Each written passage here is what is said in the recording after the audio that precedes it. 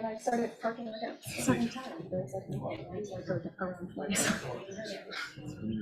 Or I could have walked really. Actually, No. actually, we're good anytime you want, but Crazy talk. Do the pledge first.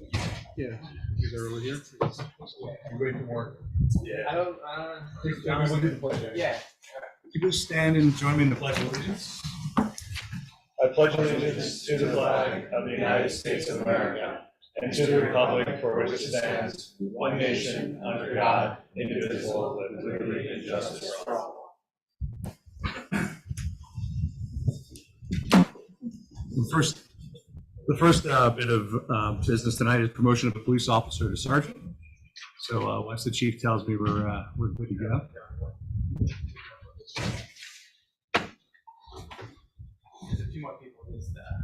You want to give a speech, chief? We should have Paul give a speech about, I grew up a small boy. Here I am. Since we're waiting, should we just maybe do the number 3? I think it said that we're going to. Yeah. All right, so should we we've already done the official legal part of it, so we can just do the fun part now, right? Join me up here, Paul, and I'll swear you in. Yeah, that's right. And, raise your right hand and repeat after me. I will. I state your name. I, Paul Rivera, Do solemnly swear do solemnly swear that I will support the Constitution of the United States that I will support the Constitution of the United States and the Constitution of the State of New York, and the Constitution of the State of New York, and that I will faithfully discharge and that I will faithfully discharge the duties of the office of sergeant the duties of the office of sergeant according to the best of my ability. according to the best of my abilities. Thank you, Congratulations. sir.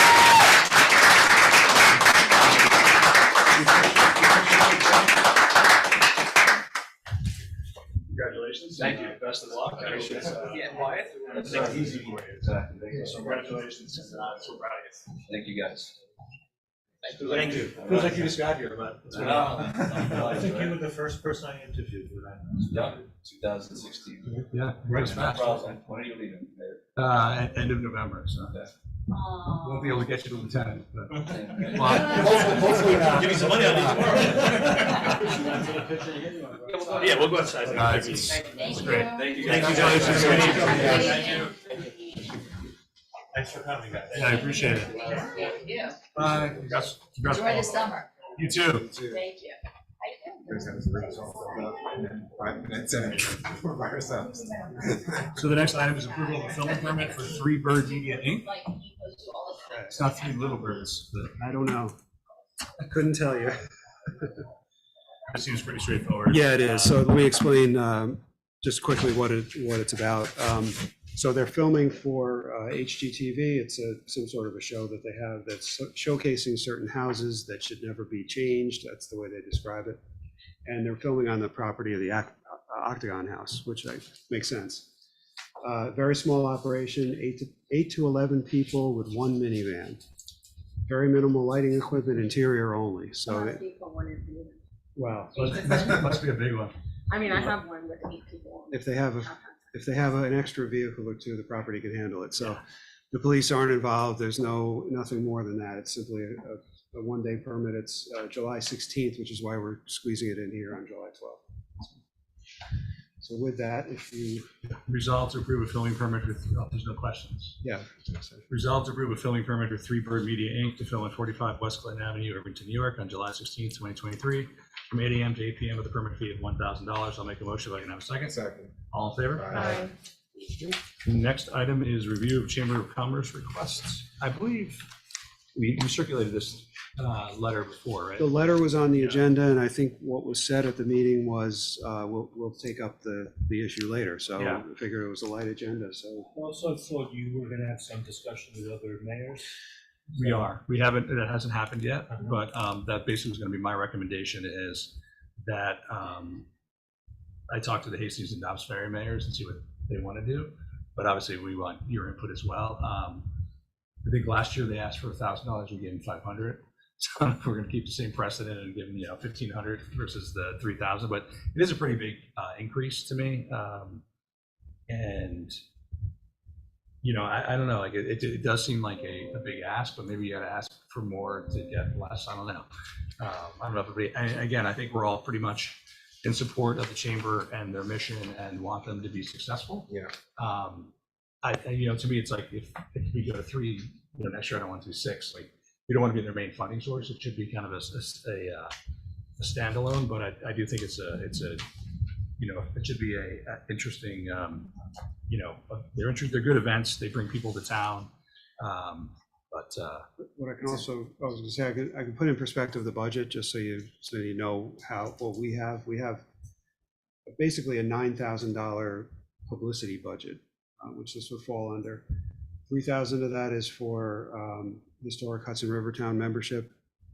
3,000 is for the flower pots on Main Street, and the remaining 3,000 is split amongst a whole bunch of little things like Travel Stories, which is the bridge, walking tour.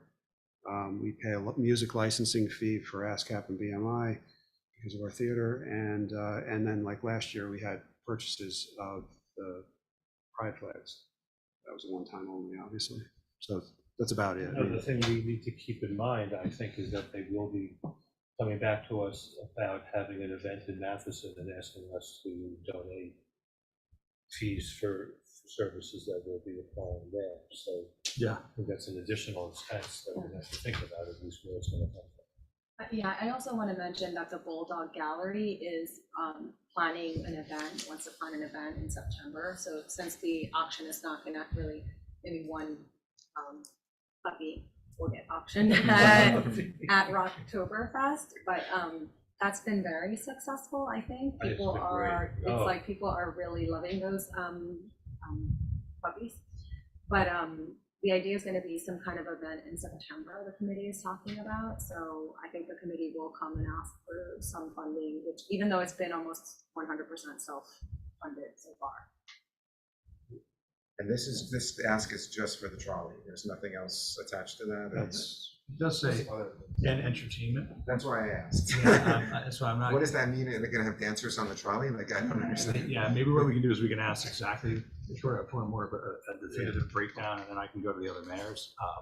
But again, if you guys all said I hate the idea, and I want to support them, or if you said we should give them 5,000, like I think that's helpful, you know. But somewhere in between that, I guess, is the real answer. Yeah, I think that, I mean, these are the types of things I think that it's important that we support. You know, we want to support our businesses and anything that gets, maybe I'm thinking about this a little bit too much through the theater lens after all those years of that. I thought the theater would be a draw to get people into the village. And I see this in the same way, right? People coming and taking a trolley and eating our restaurants and things like that. So, especially on Halloween. Nice. What's the date for this? I'm It said it's going to be a no Halloween ghost trolley tour trolley. So so yeah, I didn't say the date. Probably won't be July. Right. It's a I pilot. think we It's a probably pilot, need to know when it's going to be also, right? Because it should be well spaced and probably not on Halloween. Yeah, right? we're a little busy on Halloween. So yeah, so Larry, do you maybe want to ask for more information on both what the cost covers exactly in addition to the trolley, and if they have a proposed date, which I have to imagine they do if they've already kind of secured the trolley, right? Or potentially secured the trolley. But I think you can say that as a concept, we are supportive, right? Yeah, exactly. And I think that's what I'll tell the other mayors, like the board's supportive. We don't really know what the right number is, but we'll find out some more information. Okay, good. there's some smaller things I guess we could do offline. I don't know. Like, do we not have a link for the chamber website already? Probably would be at the end of the list. That's just some other asks. I thought we did. Okay. I'd have to double check, but Sure. I'll look at it. Did link as well. I thought that list was more like, it wasn't just for us. That's just right? like a generic, here's It was some what things they to help wanted out. from each of the villages. Right. In the, Yeah. Right. Do we even have a village newsletter anymore? Well, I mean, they're periodic emails. It's not Yeah. not a regular Yeah, newsletter. we would be happy to talk about this event, say. Sure, yeah. Yeah. Good. Now for the meat. Yeah, right. Review the Origin Fire and Municipal Facility Project. is the fifth one going to take as long as the first four? With No, departments? Yeah, depends. give us the number and good. Yeah, exactly. Oh, yeah. So after the last meeting, one of the follow-up items was to essentially describe what the scenario would be if Plan B, so to speak. I don't call it that in these documents, but to understand what would happen if the referendum fails. So in doing that, I know I circulated a matrix late, but that was just so you have it in your inbox, so you can look at it at your leisure. I do have copies to circulate too, but I think what I wanted to do is, well, let me hand out the matrix. Again, I'm not going to go through this line by line. It's something that you can. I'm good with that. You're good there, okay. But I wanted to offer up a summary. Yep. So again, this is the detail behind what I'll be summarizing for you, kind of an executive summary, if you will. So the scenario one we're defining as the full project. If scenario one happens, you don't have this, so. Thank you. Yeah, there you go. So take it. Yeah. Whether I want it or not. Yeah. Yep.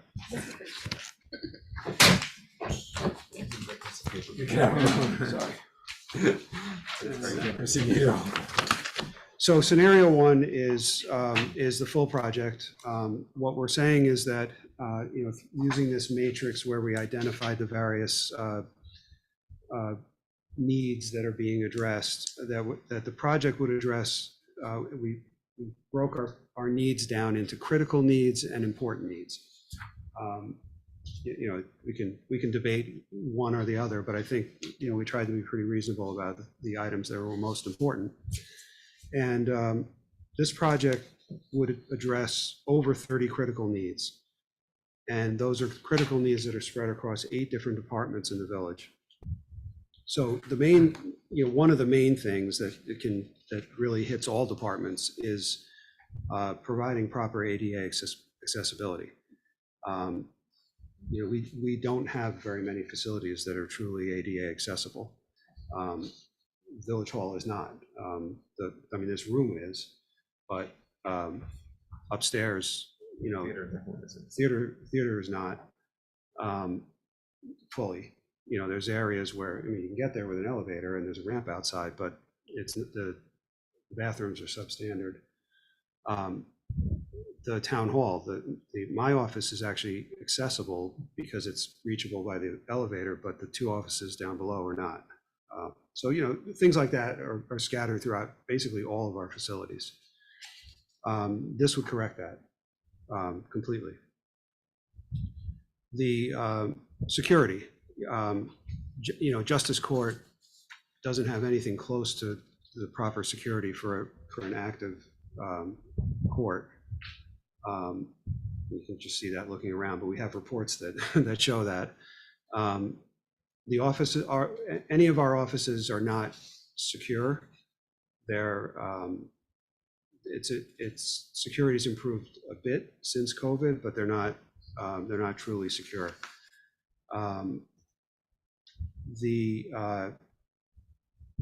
We talked about fire department operations. Certainly, we talked about it back in September. We've talked about the safe clearance between trucks, the need for a decontamination room. Their air bottle filling station is not protected. It's basically exposed in the middle of the truck room, and frankly could be bumped into pretty easily. And then all of their turnout gear is located, basically stuffed right behind all of the vehicles in the firehouse. Those are all critical needs. Those are all listed as critical. All these things we classified as critical. We also noted that we don't have a true shelter space really that's appropriate anywhere within the village. Each location that we think of is okay depending on the emergency, but it depends on the emergency. So for example, the senior center could be a warming location or a cooling center if we had proper HVAC, of course. Someday. That's a whole different story, but that could be a good location. That could be a good location, but if that's your location and Sandy happens, it's not your location, library actually was in a similar situation, but the library can be, but the library is not exactly a longer-term sheltering location. It's good for short-term, maybe cooling or someone, or, charging station or something like that. Certainly town hall isn't appropriate. We've talked about, possibly gymnasium with a school, but none of those are on emergency generators. So there really is no location, and we're confident that this facility will become that, which I think is important. An emergency shelter? Yeah, A fire department? an emergency shelter for the community. So really, I mean, we're not talking long-term overnight facilities, although you could theoretically accommodate that with, cots and things like that, yeah. What would you? But we're talking more on the, either a cooling center, a warming center, or a charging location, which I think During is often. Sandy, we ended up using the Main Street School, I guess, right? 'Cause I think that's what I remember. I know we've used the Main Street School before. We've used the gymnasium. Yeah, I'm sorry, I should say the gymnasium. for the At Main one Street School. point, we used the gymnasium, and we were trying to make use of the shower facilities, but it didn't Right. quite work. Right. So that wasn't adequate, but this, But that was for people, there was like, at one point, there were dozens of people that were there just either to, I think they just to charge. just to charge their Yeah, their phones. And we had like, I don't know, 10 days without power or something. There was, What Yeah. about the changes in that? Aren't there lots of changes in the middle school and the high school? Because I feel like they've invested a lot of money in facilities. So that Sandy was a long time But ago. I think they also did, they don't like to open the schools to random people, especially if the schools are open. So that's like they don't even like to they don't like to have elections there anymore because there's weird people walking, So I think that's part of the problem with security that's why municipal buildings are typically better than schools. Schools Yeah. are usually the default because you have gymnasiums and Yeah. everything. The nice thing about this is it's kind of separate. Yeah. So it's not in the school, so it kind of works. and it works, it works for time when you don't have power outage at this location. Yeah. The facility across the street will be Generator. generator. So this is not, yeah. Right. We're lucky that Main Street never lost the power during Sandy, actually. Yeah. Oh, 100% lucky. Main Street, the whole street, or Main Street, you mean the school? Main Street. Main Street in itself. total didn't lose it, Oh, yeah. wow. Yeah. I didn't have power, did you? No, Yeah. I had a generator. Oh, Because no. I had from that previous storm, so I was really lucky. Yeah, I was a refugee. But yeah, it was the best, that was like one of the funniest things, well, I shouldn't say funniest, the oddest things about being there. And people ask me that now when I'm bowing out. People ask me how I decided which streets lost power. Not which ones were restored even, which I guess you could say like, that would make more sense. This was like, how did you pick which ones you knocked power out of? And I'm like, you really think I was going through going, kill them, knock Just say them off? Larry decided. Yeah, it was the whole board. I only had one vote. I was like, that was one of the strangest questions I got. we had, at one point, we had Con Edison's representatives working in this room because they were right here next to the police department. So we had them actually working here with our emergency services. They were getting bothered by people walking up to this room because people heard that they were here. And so we had to move them to an interior office. Like it's just, yeah, it's not the right situation, to say the least. Okay, so then, so the other needs that we're trying to address relate to the police department specifically. That is having a women's locker room, secure and separate staff entrances, and particularly for juveniles, which is a requirement of accreditation, to have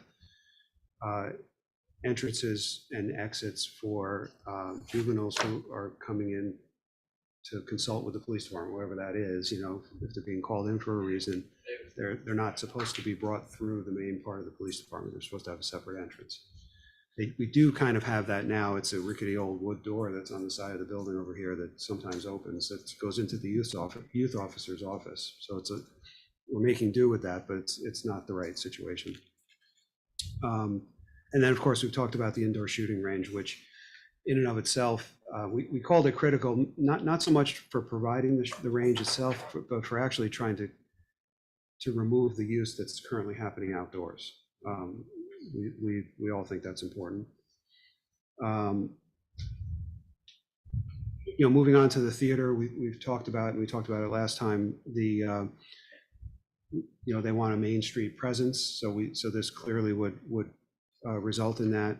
with a proper lobby space, like for intermissions, box office and concession space. We labeled it as critical. It's not critical in the idea that along the lines of some of these other safety and security features, but if you're a theater person, that's what was critical to them. So, and then we also think that it's a worthwhile endeavor.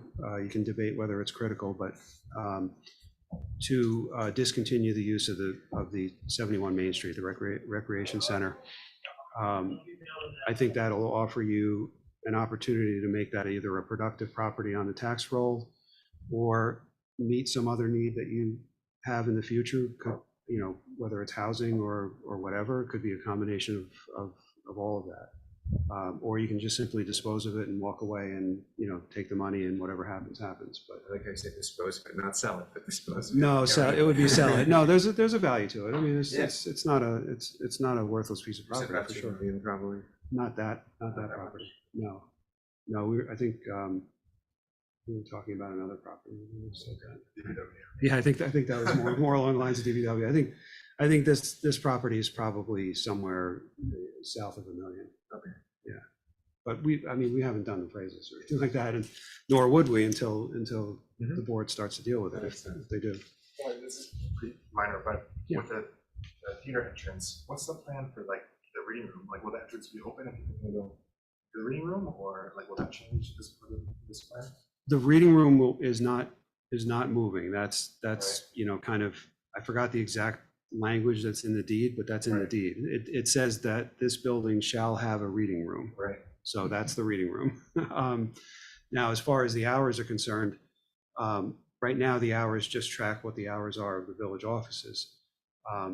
I think in the future, if the building's open a lot after hours, which it would be, I don't know that room is necessarily going to just remain open all the time, but that's something that we don't decide unilaterally. It's something that the the library board actually has a say in the operation of that room. Okay. So There just, would have to be some level of responsibility taken on by the theater if they were going to allow that to be open Of course. for theater events, and exactly. they work that out between themselves. Yeah. It seems unlikely that they would open the reading room at 7:30 on a Saturday night when there's an event going on. Yeah. I mean, that doesn't make a lot of sense. Yeah, and it's easy for us to lock that, so it's you know, where people don't just wander in there, only because the furnishings and you know, some of the finishes in there are pretty expensive, so.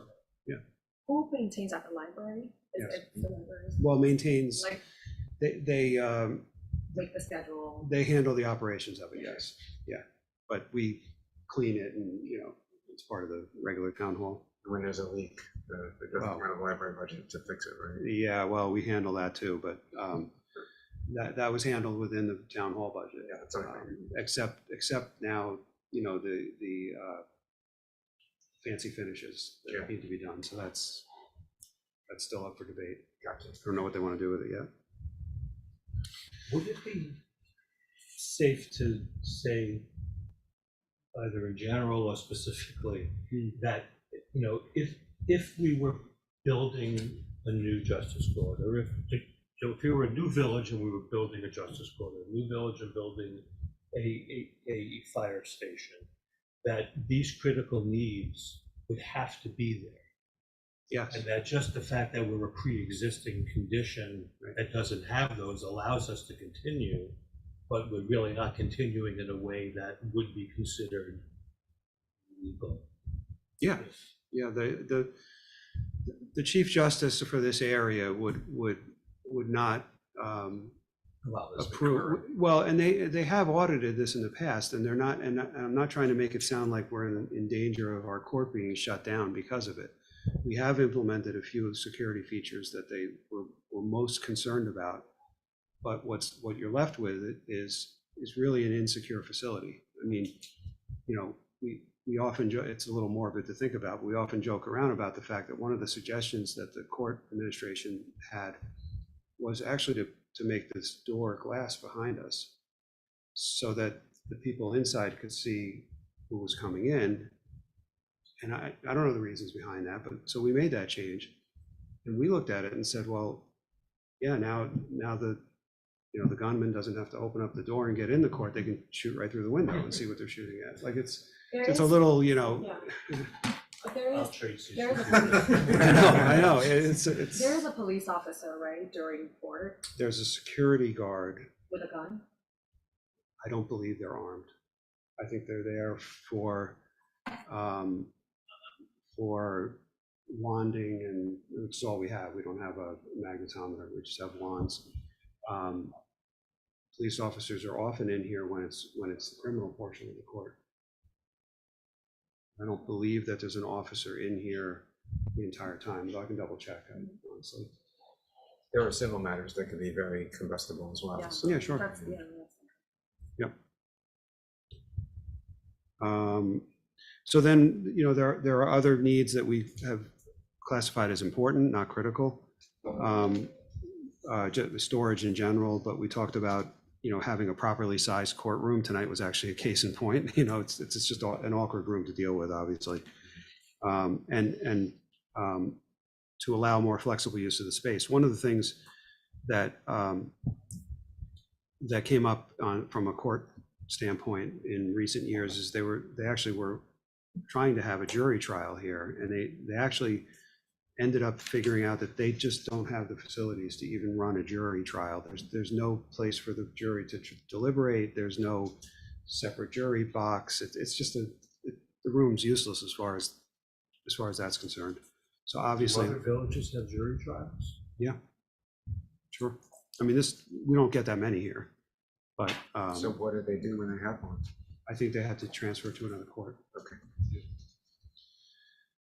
So just the space in general needs to be more flexible. I know I made mention of this before. It overall allows you the flexibility to handle future needs for the Irvington Volunteer Ambulance Corps, the police department, and the fire department. So it might sound a little strange to talk about future needs for the fire department when we're building a nice brand new facility, but what I'm referring to there is the idea that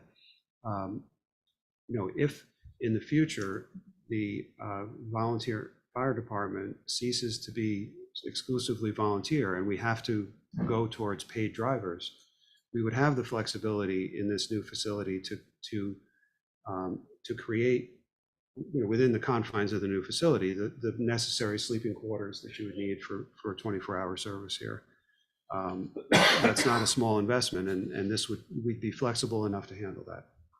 We'd also be flexible enough to handle absorbing the ambulance corps into a new facility that might include the corner of the block where the ambulance corps currently is, as well as a new police headquarters. Again, that's probably many years down the road, but we're flexible here enough to do it. We know where the floor levels are in the existing facility that's being designed, and we know where the floor levels could be on the corner facility if there was one designed. So it's being done with all of that flexibility in mind. But we didn't label this as critical because obviously those events that I mentioned are not imminent. We don't think the Irvington Police Department needs a new headquarters once these other improvements are done here, but at some point in the future could. So I know that you've mentioned before, and I don't think I see it here, what the additional expense incurred is every time we have to have a new piece of fire equipment, that we would not have that expense.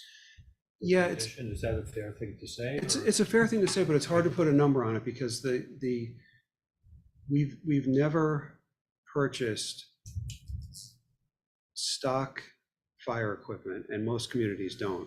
We have to purchase essentially custom built anyway. One of the reasons, not the only reason, but one of the reasons is just because of the steepness of the hills and making sure that it doesn't bottom out. So it has to have certain dimensions to be able to meet that. So we're building custom anyway. So I wouldn't want to put all my stock in the idea that that's the only reason we're doing custom. So, but it's a fair statement. Look, we definitely have to move away from stock trucks into much more customized trucks, partly because of the dimensions of that firehouse. I actually had, and I thought it was, I probably should have brought it down with me. I was looking through a journal from 1972 for the centennial. There was a journal that was done for the Irvington Centennial. And they had big celebrations during the course of the year. And one of the pictures was a picture of all the fire trucks sitting on the apron. And I mean, one of the trucks looks similar to maybe something that we would use today, but the others looked like, you know, they came from the 1930s. And so now Like so Hot Wheels. it's no surprise that the bays were as big as they were. I mean, these things weren't half as big as what they are now. So anyway, it's kind of interesting. So, you know, one of the minor things that we talk about is just the idea of being able to be more efficient in how we spend money in terms of sharing of equipment and sharing, even at some point in the future, sharing of staffing across different departments, since we'll all be in the same building. It doesn't mean we're, you know, laying off multiple people right away. That's not exactly what we're saying, but we can, you know, we're able to be more efficient in the use of our labor. We've already started that. I mean, it took, you know, probably 15 years to transition, but, you know, the building department used to be down here, right behind the dais. I don't know if you remember that. That was ridiculous. Yeah. If you had to do business with the building department at 9:30 on a Monday morning, you had to walk in and behind the judge. Seriously? No, totally serious. Right behind there, straight back. That doesn't seem very secure either. Yeah. So the building department moved upstairs, thankfully, about, you know, 20 years ago, 15 years ago, and they make use of the treasurer's office for payments, and the staff in the treasurer's office has migrated, Sarah has migrated over to be in the building department because it made more sense, you know, rather than hiring any new staff. And then, you know, we talked about the flexibility of the space upstairs for the theater and the recreation department. Recreation department right now, we talked about this last time, you know, they have basically one large space in the recreation center upstairs there. Obviously, it's not ADA accessible, that's the first thing, but it's one large space. We know we need to replace that. We can't replace it in this building, so we know that they're going to need to have a plan to use another facility like the senior center for some of those events or programming that needs that larger space. But what they do have is smaller space up here in what's now the current clerk's office and the current building department. Those spaces are flexible to have multiple programs going on at the same time. They're flexible to have multiple departments using them at the same time. So a recreation program on one side and a theater rehearsal on the other side, for example.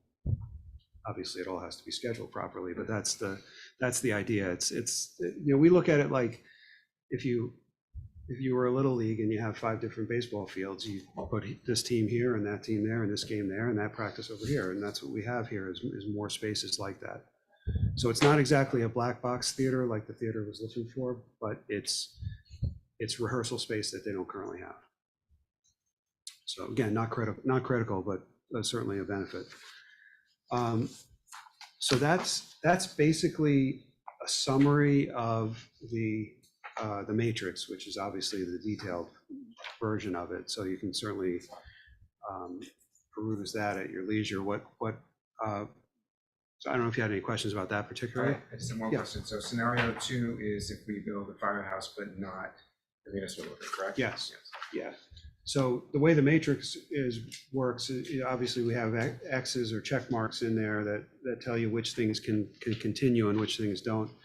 I also did it kind of, you know, kind of graphically on this here, which is basically that same summary that we were just talking about. So anything that's in red that's knocked out means you wouldn't get that with the That site. doesn't happen, yeah. And so this scenario, Mayor and I were talking before, we actually didn't do a formal cost estimate of scenario number 2. That's not something that was in our charge for the architect to do. But we've put the cost at 11 to 12 million. That's one of the numbers we came with. It was 11 million back in September. We talked about that. You know, since the plans have been upgraded and done for both the combined facility, We didn't go through the exercise of having the architect break out the cost, but we believe that cost is somewhere between 11 and 12 million. To summarize it, you're addressing 9 critical needs in 2 different departments. So basically in the fire department and the police department. I have a couple of questions. Yeah. So in the fire department, will there be locker rooms for women? Or is that being taken into account? Because I do think that from a legal perspective, especially because you're not in a building that you're grandfathering in, right? You're going to be sort of expanding the space. Right. I would think that that's going to be required by law. I don't believe that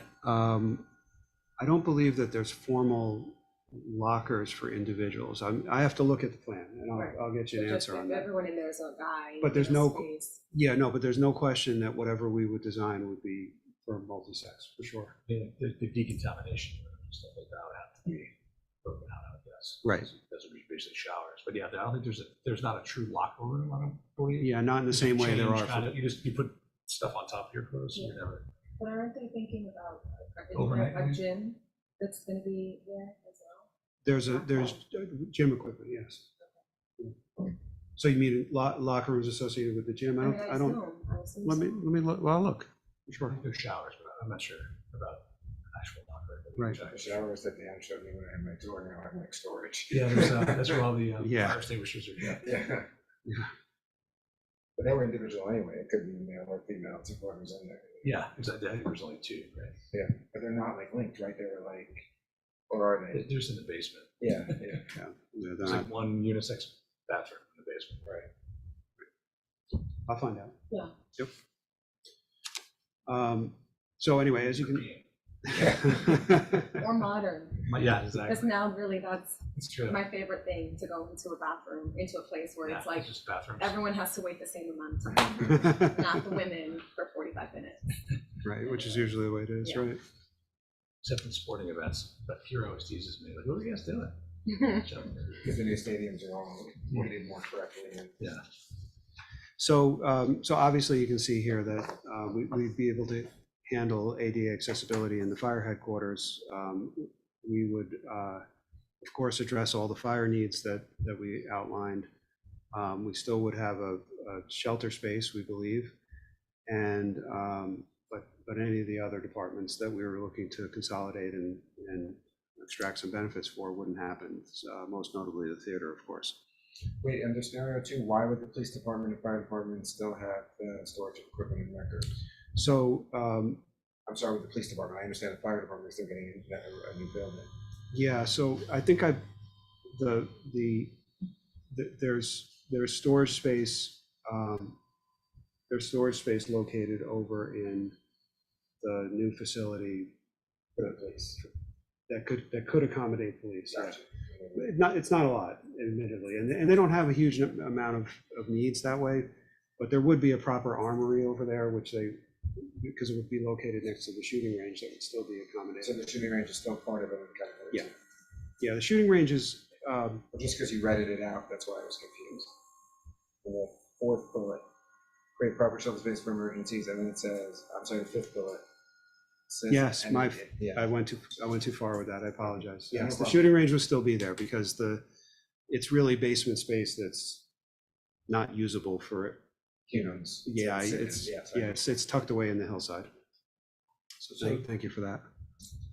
Does scenario 2 involve only using the building which we've already purchased and not purchasing the second building? That's correct.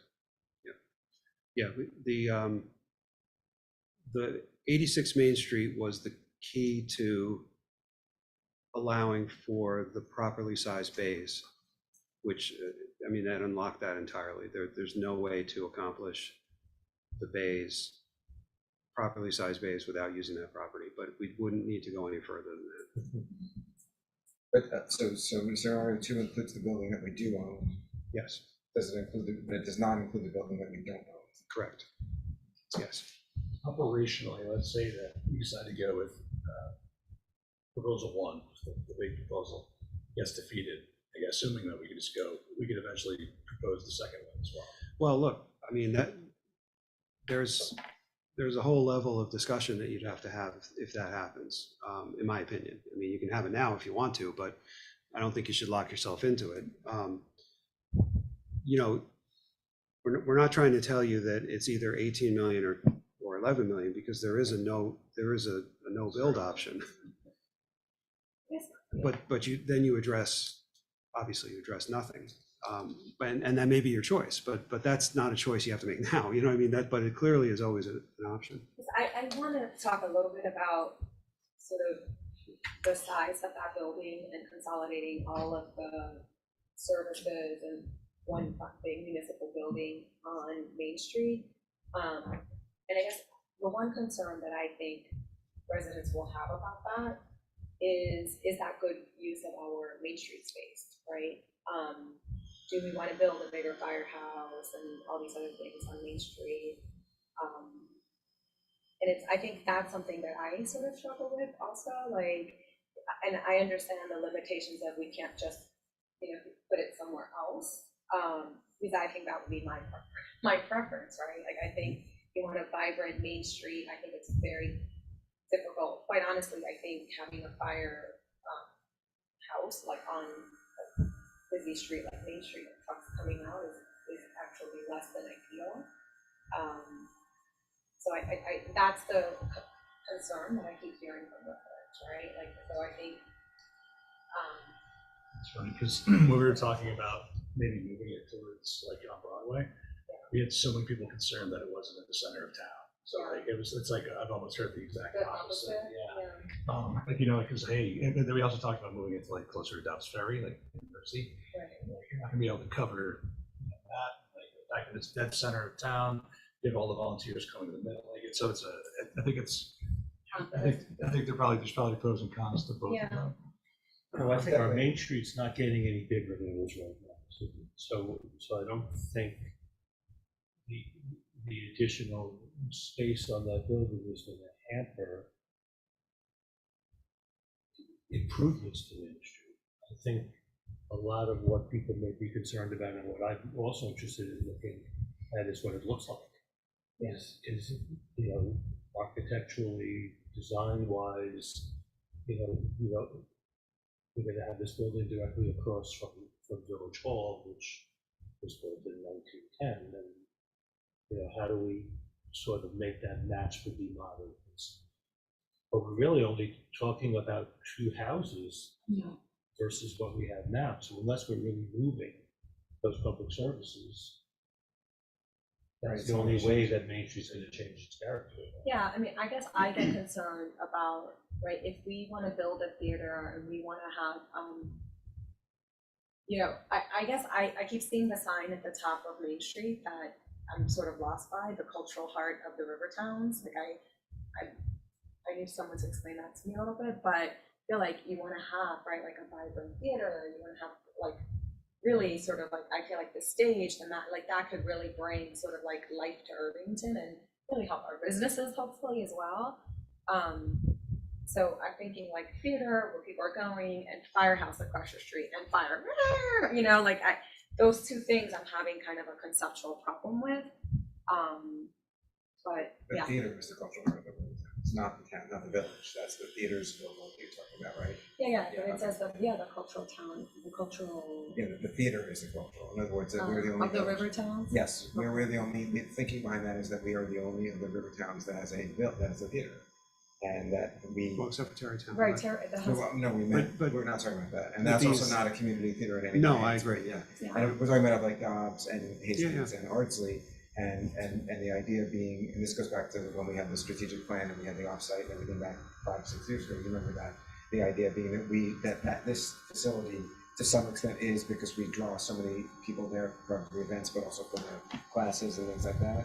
That this is the center of Rivertown's culturally, the theater is. That's the idea that it is, and it really should be even more. We should be growing from that.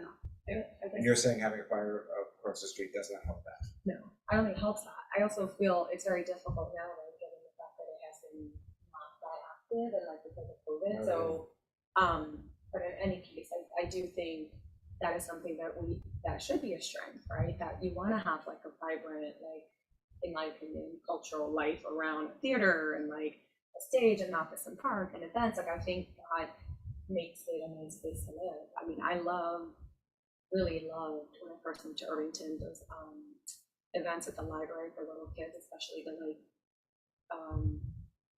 teddy bear sleepover, which was really funny and adorable. Like, if anybody knows what they did, you take your teddy bear, they like how do crafts, and you leave your teddy bear, and then you come the next day, they have a whole movie about all the mischief they got into at night. It was the cutest thing ever. It was like, I remember both my kids separately, and like, I was like, do not tell Ava, Alyssa, do not tell her what's happening the next day. So I do think those little things and those are really nice things. So I guess I get concerned over Firehouse. I have the same. No, go ahead. I was gonna say the same thing you said before, because I've heard people ask me the same thing, and I think last time someone called in last week and said the same thing. Because this huge building, it's gonna take up almost the whole block, especially if we do this future expansion. It's like 90% of the block, a big building or two buildings. To Arlene's point, like it would be great if it was restaurants or coffee shops or whatever. I think, but I know we're pretty far down this path. Spent like almost $1 million on the plan for this location, but I don't know. I was curious, like some of my contacts, like keep that location. I know we don't have any other spots. I mean, we have this or the rec center building, which is not big enough for all this stuff. But also, really, only scenario one opens up the possibility of the theater really becoming the cultural heart of Riverfront. Well, it wasn't me. Yes and no, because there could be separate planning, right, for the theater. I guess I'm glad that we're having this discussion, because I think people are, you know what I mean? Like, if we don't have this discussion and like pretend like we don't know what these questions are going to be, I think it's important for people. These are the questions, right, that the residents are going to have. These are the doubts that they're going to have. This is going to be like what's going to affect people's voting on whether they approve it or not, and then we won't have any control over that. So I think we also have so few options. So if we don't do this, where do we put it? You know what I mean? And that's, so it's like, and then we address nothing. I understand what you're saying. If we were starting, like Brian, going back to Brian's example, starting the village from scratch, yeah, it might be true that we wouldn't place the 121-year-old building with a theater across the street from the fire. I mean, I feel like it's still the funniest thing at the beginning of the performances of the theater, where they have to have a warning that there might be, you may have to pause the show for, a fire alarm or whatever. But if we're dealing with, we can only work with the options that we have, right? So we're not going to eminent domain a location for the new firehouse municipal building, right? So if it's not. Theoretically, we could, right? I mean, we could do Try that. for a We pool could. that work. We could do Oh, that. really? Although after, I mean, I want to hear about that. I think we first got the firehouse report 10 years ago, 9 years ago, something like that. Yeah, it was 2014, That's 9 years ago. Yeah. So, and I think we were dumbfounded by like a $9 million project that accomplished 70% of their goals. Right. So that's when we said, let's take a pause and let's look for other locations. And so I feel like we did a fair amount of that, for probably a couple of years of that. And, I think the only places that we thought about maybe doing it, or really just rezone for affordable housing, was really the only viable place other than Columbia. Yeah. Yeah, there were the front of the Maxon property was one location. That was just the firehouse. Yes. Isn't that a large, I mean, that wouldn't accommodate, like that kind of space wouldn't accommodate. It just seems to be a lot of space there, a lot more space than we have on Main Street. I heard it's for sale. I've heard that, yeah. But again, that'd be like $6 million right off the bat.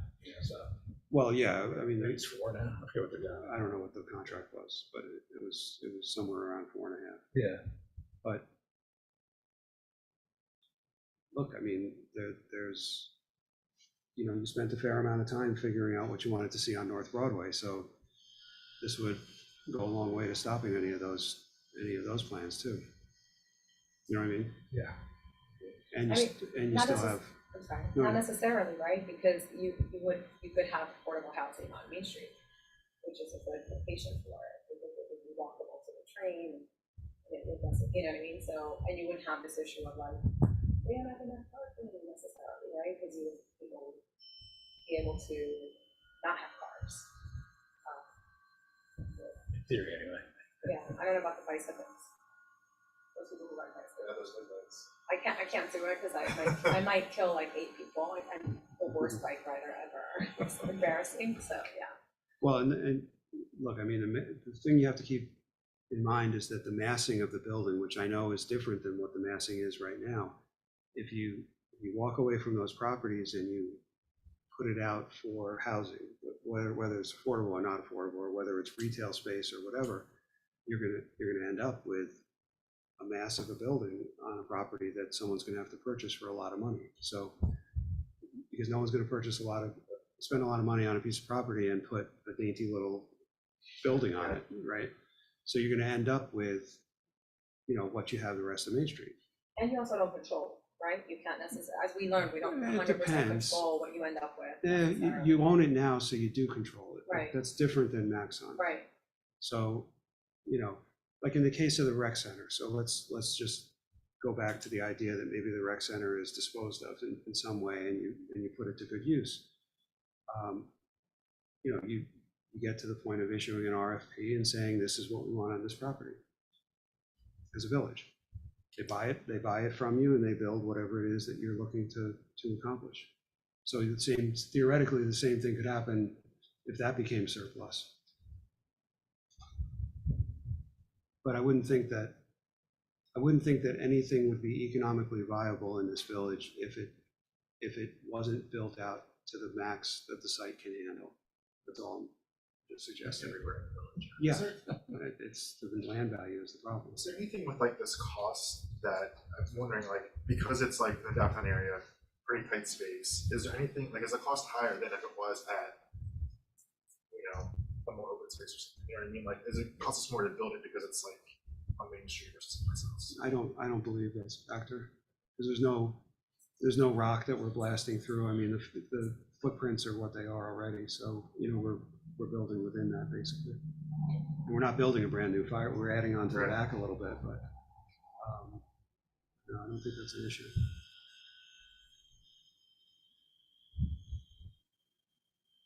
I guess my take on this whole thing is, in general, as a country, we've kind of let our infrastructure slide, and no one wants to take responsibility for it. We don't have the power here to talk about the infrastructure of the United States, but we do have responsibility for ensuring the infrastructure of Irvington. And the way I look at it is, we have a list of needs that have been kicking around for literally a decade, right? Or even when we said the first firehouse report was like 1990, so it's been. But the needs were known for 30 years before that. So, Right. yeah. So this is a decades-long problem. And we could do nothing and we can hide it and let the next board 20 years from now be able to fall out. But I don't think that's what we want to do. I think we want to take care of the infrastructure of the village. That's what makes the village great. And I also think that when you're spending that much money and changing the financial profile of the village, like the presentation you gave us and everything, that's a decision that I think the community has to have a say in. I mean, I am absolutely convinced that that scenario one is a worthy, responsible project that if any village were to adopt, you could say, yes, that is a rational, forward-thinking, good thing to do. I also understand that people have a right to think differently and to think that they don't want the taxes to change. So I think the proper road is the road we've been on this whole time, and I think as we get like this report, it really lays it out, is to say that I would be in favor of saying that the board thinks that there are these 30 issues that have been around for years and decades, depending on which one you're going to, and this is how we think is the best way to address it. But we understand it's a big expenditure, and we'd like to get voters to weigh in on whether they approve or not. But I absolutely support in that structure. I support going forward and asking people if they're in favor of fixing these problems. I couldn't say any better. I think that was very well stated and well used.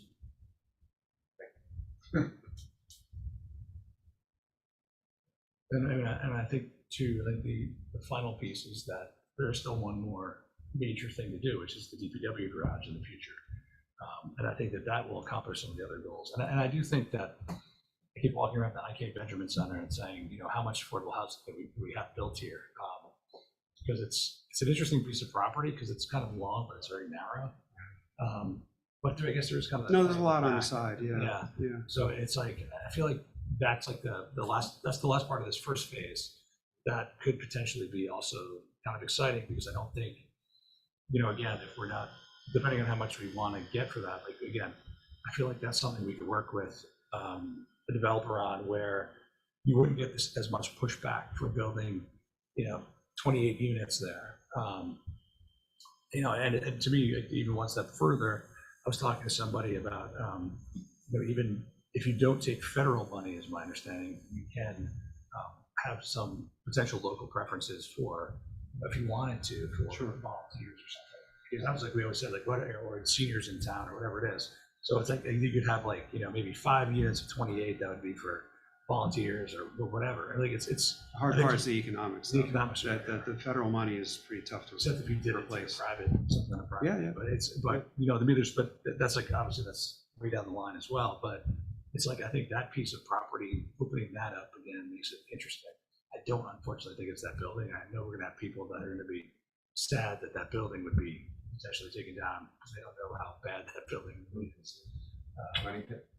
Well, it's good for people to Yeah. know that, right? I think it's good for people to understand that, like, It's not this jump. if you could, you can have all the nostalgia you want, but, if you At the end can't. of the day, it's an albatross. Yeah, It exactly. really is. You're throwing good money after bad. Yeah, I mean, it got flooded Sunday night. I'm sure you probably figured that out. But anyway, yes. And it's certainly not laid out in a way that's conducive to a rec department. Anything. I think they just adapted an old church, so it's like, Yeah, no, the space is definitely not maxed out for use as a rack. It probably worked as a church, right? So that's. Yeah, that's exactly. what It's it's probably not that well because it closed. I about. don't know if that was the building. yeah. But I think now the big question is, how do we make people pay attention to this? That's the Right. next phase. Right. Is if we decide to move ahead for November, we obviously have the fall to make people pay attention before they vote. But I think we want to present it. Again, I don't think this board is like a rah-rah board. This is our dream project. We have to do this. I think we see it as the best solution to a lot of problems, which is subtly different than like, yay, like we're all wearing, you have to build this building T-shirts. I think we want, I think we humbly want. We've had the input of a lot of professionals. Now we want the input of kind of the community. Right. And my guess is we might almost get one major change is, how about this, or whatever it is, which is great. That's not a bad thing, obviously, but getting that discussion before November will be interesting. A bit of a challenge. Yeah,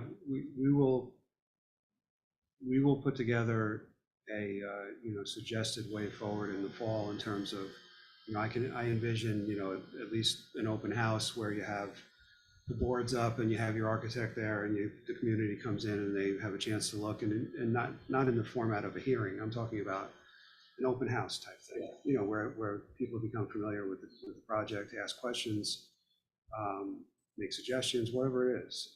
And we can have multiple of those if you want And I to. think even some of them, maybe going to a 140 or 120, a half moon, a POA, and saying, hey, if you guys are interested, we can try to schedule a meeting just for 120 or 140. It might get 3 people to show up, but I think it's big enough, financially and physically that I think we have to go a little bit above and beyond what we would usually do. No, I agree. I think that's a great idea. Squirrel Park, but each group And that's going to out there. where people are as Yeah. opposed to making them necessarily talk about. Exactly right. And it might be, one meeting a week, September, October. But I can see that working if we do that, if we kind of outreach. Right. Because again, it's I don't think all of us are saying that this is the perfect solution, this is the only solution. We think this is a very good solution to solving 30+ problems that have been around for decades. I go back to the conversation that we had probably almost exactly a year ago, where we talked about the capital budget. I know you weren't on the board then, Larry, but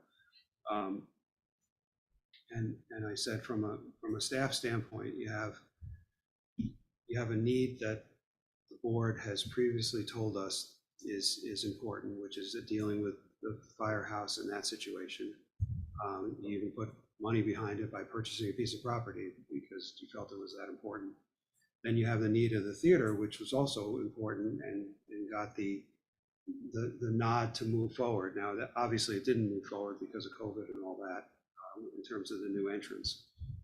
But there was money spent there as well. So we looked at it and said, if you have these needs that you want to address, we believe pretty strongly that this is the most efficient, if not one of the most efficient ways of addressing those needs. And we're even addressing needs that you didn't even know you had. You know what I mean? Frankly, I mean, but those two main needs we're addressing, and we're doing it as economically as we can. I know that's hard to listen to when we're talking about an $18 million project, but the needs that you nodded your head to were big deals. You know, dealing with a firehouse situation and dealing with an entrance to a 110-year-old building is not easy.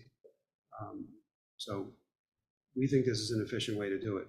If you turn back and say we don't want to address those needs anymore, then you have a different answer. You know what I mean?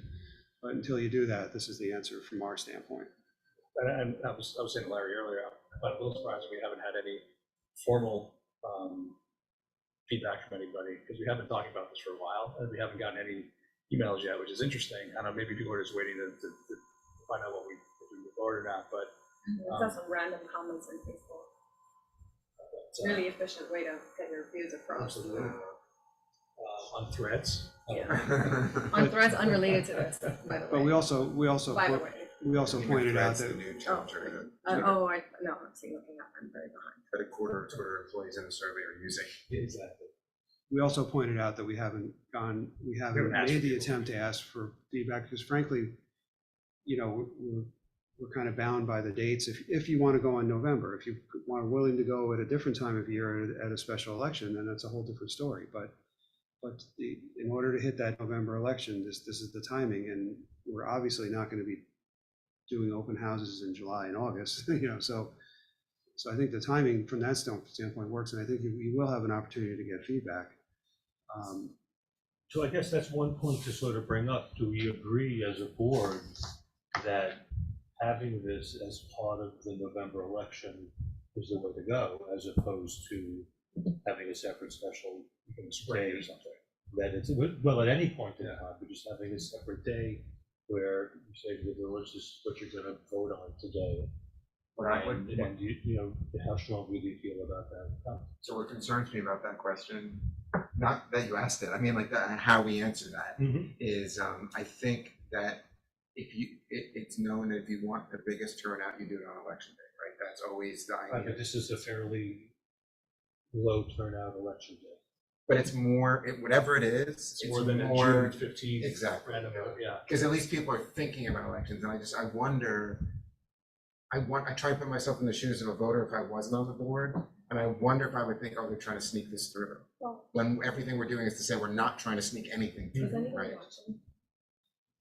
The reason I say that, It's on because tape, I've, but- No, but it's on YouTube I know, too, but so- I have had some conversations with people, and I said, you know, we've been talking about this at work sessions, like, you may want to like pay attention, you know? I mean, we've had presentations, I think it's important to be informed, right? Like, if you want to have an opinion about this, it probably is helpful to have. And it's been in the Enterprise, a pretty Yeah. big article. All right, what's the argument for doing it a different day? I mean, genuinely not. Well, you know, it's the same argument that's always been, you know, village elections were not in November until 5 or 6 years ago. More than that, yeah. And I think 2010. Dobbs just changed, somebody just changed, Dobbs just changed. Because the argument is you keep local issues separate from national issues, and if people are interested, now I don't know what the I know the opposite argument is where people come to vote. So, you know, I think I'd ask you that the economics is not that big a difference. It's not. Well, listen, Not it's, compared to the 18 million. yeah. Well, I need to have a separate. It's probably, yeah, You send Ubers for everybody to vote. it's probably $10,000. So, I mean, could it be a few thousand either way? Yeah, I mean, I think I'm in favor of keeping it in November. I think we need to be creative, you know, to sort of get people to pay attention and to know that they can ask questions and where they can find information, because maybe even on the on our village page, we can have I don't know if this is possible, like, you can have like a section that like has every meeting that we've talked about it with an easier link. So like, if you want to know about it, You can do here's all the anything. meetings where it was discussed, you know, and it doesn't, people don't need to go like looking for it, because that's not so easy. I mean, I wouldn't be opposed to hiring a consultant to help us with effort, outreach, and all that. I'm not trying to say that I can't handle it, but I don't know all the right answers sometimes. Right, no, These I things. guess, I'm to have just being someone honest. focused on that might be. Yeah, a media consultant. I mean, I mean, I don't think it's a lot of money, I would think. Yeah, I think that's not a But- bad idea. And we can Probably probably have them, somebody in town. yeah, we Yeah, can, no, we can I- find them by, probably by Go September. around things. Yeah, right. That's a good idea. No, I agree. Yeah, I do think that if we have like, kind of those, meetings here, but then also a meeting, at the co-ops or at a POA or whatever, at the library, where it's like, different vibes sometimes, with the presentation, and we wouldn't need every architect there every time. But Right, we might not need every board member every Right, time, no, maybe no, two no, could go to exactly. one. Yeah, place. exactly. yeah, no, they're not, and they're not formal yeah, I think it's just more of a hearings or whatever, presentation. they're just, I call them open houses. Yeah, whatever, and but- to me, it's like, again, I find we always get a couple of really great suggestions from these exercises. They're not just us getting our ideas out, we're actually taking it in as well. So, but I think we can, I think September and October is probably enough time to get the word out. I would I think so. think also Here spread, for that, yeah. Yeah, and I also think it would be good, because then people could see that we're not saying, like what you were saying earlier, that we're not like, we're trying to ram this through. It's like, Yeah. we think this is responsible. What do you think? What do you think? Yeah, I do think though people have not been paying attention. Yeah. So like I agree, yeah, I grouping agree. the meetings together is Right. helpful, especially where they did the presentation. Mhm. I might even like email that, like we have this new like place on our website, here's the Yeah. link, you And can like, watch. like the PTSA to tell people, and, Yeah. like use those Yeah. other groups that are, maybe make a presentation at school like they do here with the budgets, like, Yeah. the same kind of thing, make one at the senior center, like, Mhm. so maybe it opens again. Contact the churches, like whatever, like to get just, we want this to be the most transparent thing ever. That it's not, our five of us are coming up with this plan, it's not. So without trying to ramp things through, Yeah. how specific do we need to be in the wording that we need to do in the next couple of weeks to get the ball rolling, to then be able to do this on That's a great question. Right, so so I think there's two things that would probably need to be decided upon. The first is you need to adopt the bond resolution itself. That bond resolution, we had on our calendar being adopted on Monday night, 17th, assuming we walk away from this meeting with that. Yeah, no, but that's the bond resolution. That's the authorization to borrow the 18.2 million for this project, which would then be subject to a mandatory referendum. It'll say that correctly in the resolution. I'm not writing it. We have bond counsel handling that. But, and then, then there's probably another decision, which is, and I'm going to need to be guided by our bond counsel, is what the proper language is for the proposition that will be on the ballot. So there's, if I'm not mistaken, I think there's the proposition language, and then there's like an expanded version of the proposition. So there's like, it's almost like a summary and then a detail. That's as much as I can recall about the proposition process, but that decision's got to be made. Like I said, we may be guided by bond counsel, so there may not be a lot of flexibility, but it's got to be worded correctly. But on Monday, ballot. we don't need to decide which strategy we're going to use in terms of using, some money from our own funds versus using all of it versus determining No, what taxes are going to be and giving it numbers and things of that nature. no. Because the bond resolution is going to be for the full authorization, but what you ultimately end up borrowing for would be consistent with whatever plan it is that you're So we'll interested say in. something like up to 18 million. Yes, they always do, yeah. That makes sense. Right. Do you want to start thinking, asking the other administrators if they have a good media person or marketing person, or Yeah, no, I'll get out the vote guy? I'll start poking around for that. Okay. It's actually, it's funny, we kind of come full circle on this because we first did this for the design process for Scenic Hudson Park, if you can believe it, that the team of designers, and it took a whole team, believe me, they included as part of their team a public relations specialist. So, and it worked out really well. And I think we did, for back then, there was a lot of different media available to us, but we did it I was pretty gonna say, well. don't ask Tarryton who they used, for their ADU. Oh, yeah, right, Yeah. right. That didn't work out so well. So the one thing, this is a minor thing, I'll just say it anyway. I believe that any bond resolution needs to have a supermajority vote. So if any of you are thinking I'm going to vote against it because I want to make a stand about something, we need to have 4 out of 5 votes in favor. So I don't want it, it can't 3 out of 5 doesn't pass. So I just wanted to point that out, Okay, no, just in it's important case. to know. Yeah. And the bond resolution, again, isn't saying to spend the money, it's saying to bring it to a vote to spend it, right? It's saying to authorize the borrowing subject to The voting. the referendum. Yeah, not- So, right. But no, That's exactly- no deer call at all. You're trying to sneak that in there? Yeah. So- You gotta check the 50th page, that there's also a resolution, Yeah.